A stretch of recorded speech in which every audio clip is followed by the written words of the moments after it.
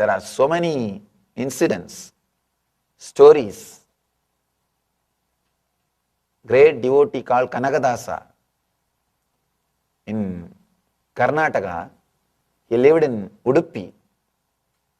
Because he was not allowed to go and have darshan of Krishna through the front door, Krishna turned and gave blessings. He completely turned. Be very clear. It is not story, again history. Because still the statue is in the backside. Still, the statue of Krishna is looking backside of the temple. It's not facing towards the front side. And he is facing backside of the temple. It is called Kanagadwara. Through the small window through which he gave darshan to Kanagadasa, you can see God only through that small window. Thousands of incidents where the devotion led people to experience the ultimate. And not only that, there are some more stories. Just for the sake of devotion, there are stories. Shiva came down and he was arranging dates for the disciples. I think first dating service is done by Shiva only. There are so many stories. He was trying to bridge. He was trying to help one of his devotee. He was doing the ambassador's work to represent one of his devotee. There is a beautiful story. His name is Sundara. Sundara means a handsome guy. He is a great devotee of Shiva.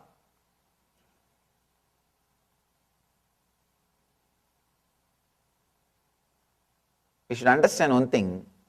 Whether the stories are true or not, logically we can argue. But the stories create such a deep emotion and devotion in your being that devotion is worthy. That is such a great gift.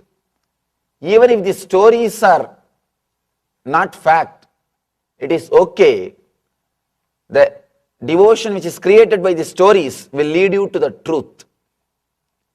That's the reason I always tell people, do not bother about the factuality of these great stories, because logically you can never say which is right or which is wrong. You can never verify a fact. One more thing, we always think if it is written by some so-called scientist or some logical way, it's a truth. And if it is written by some saint, it is always biased or vested interests. We should understand an important thing. Saints and sages and devotees, spiritual beings, doesn't have any vested interests. Their life was never dependent on influencing or impressing somebody. But the so-called scientists, their life was constantly dependent on influencing, impressing the people who are funding them. Be very clear, in India, the saints and sages and rishis and spiritual masters were never under the influence of business people or politicians.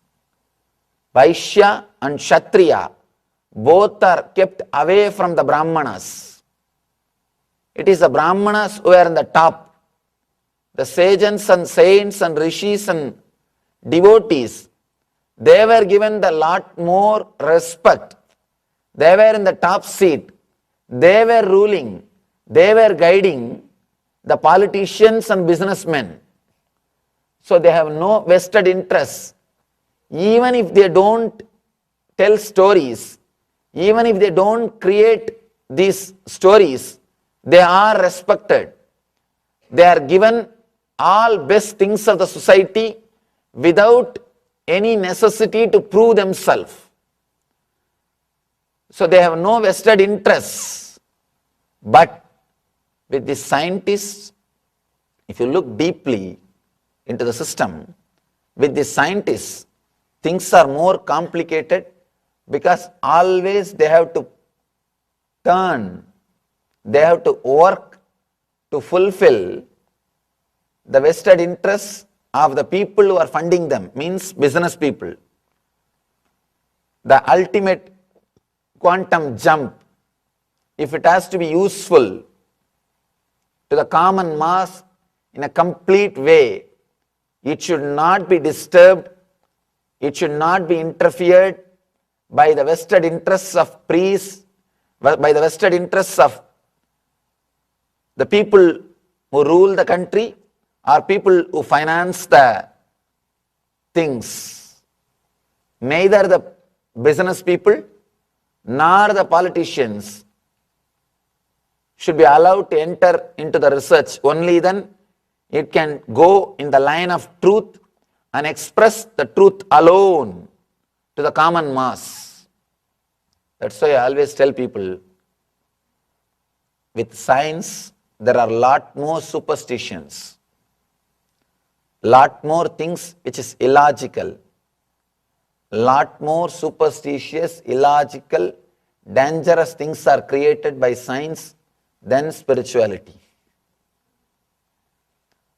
Even if it is little illogical, even if it is not fact according to your logic, the spirituality has always led people towards the ultimate truth of global peace and global bliss, transformation. The ultimate purpose is totally different.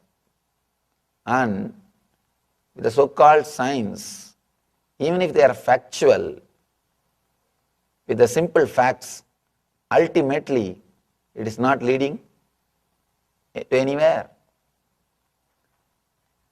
One more beautiful story. Do not validate with your logic whether it is fact, when it happened, what is the year, date, morning or evening.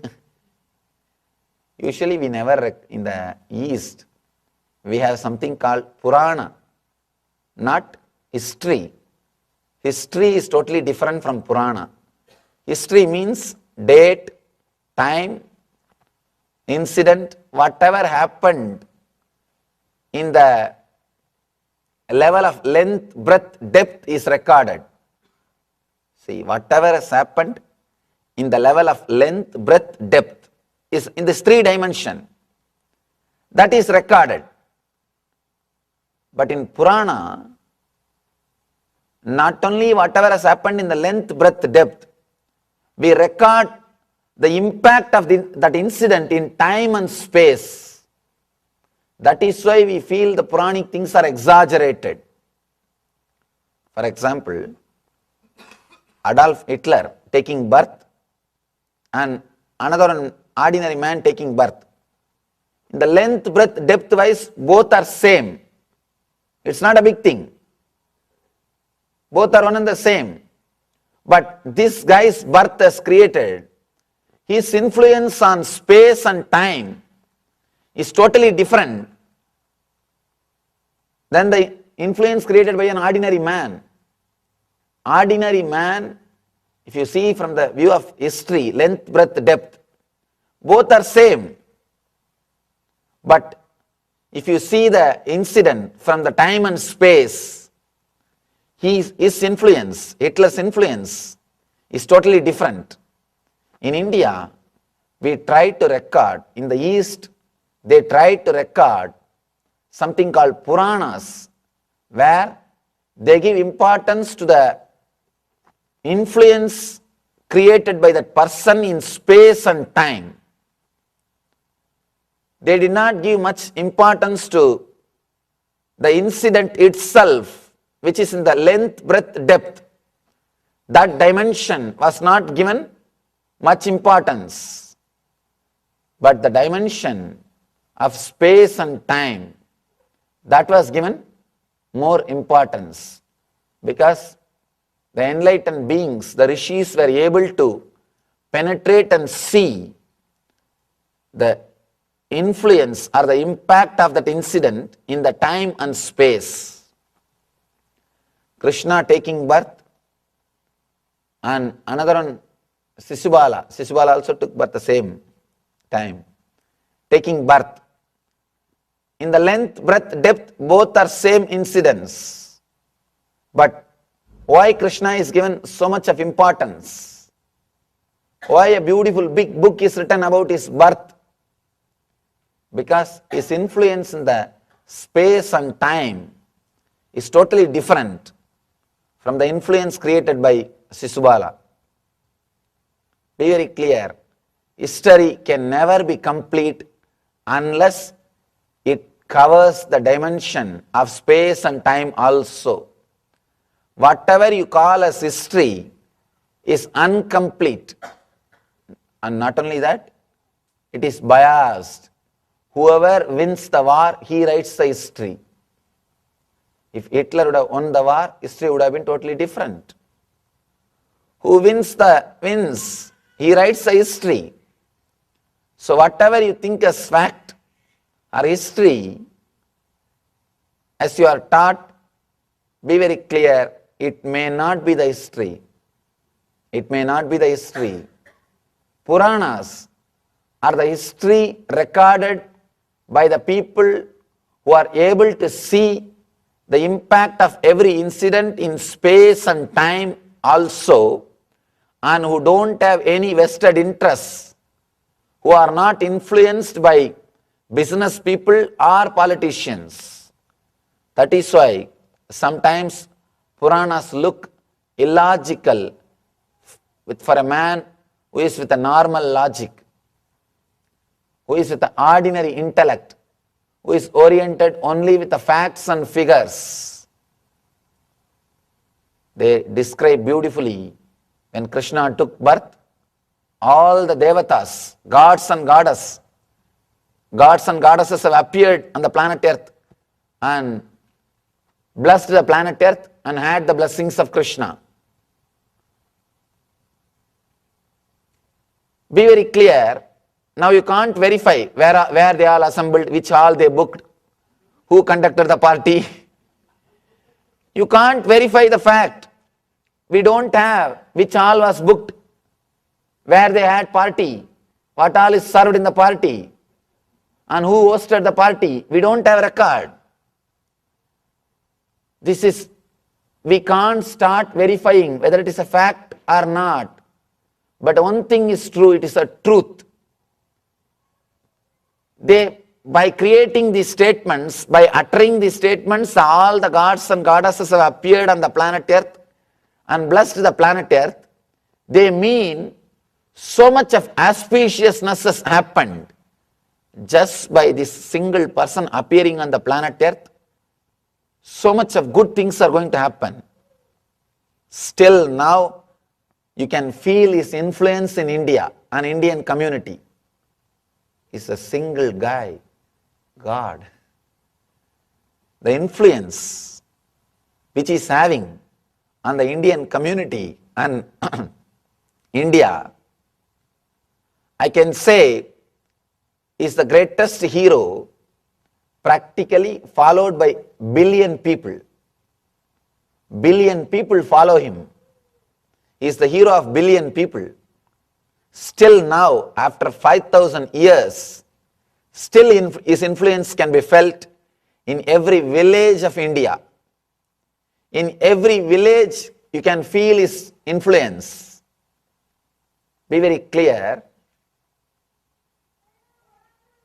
The influence created by him, or the impact created by his birth. The rishis, they know the impact which happened because of that incident of his birth, what happened in the space and time. They know the impact.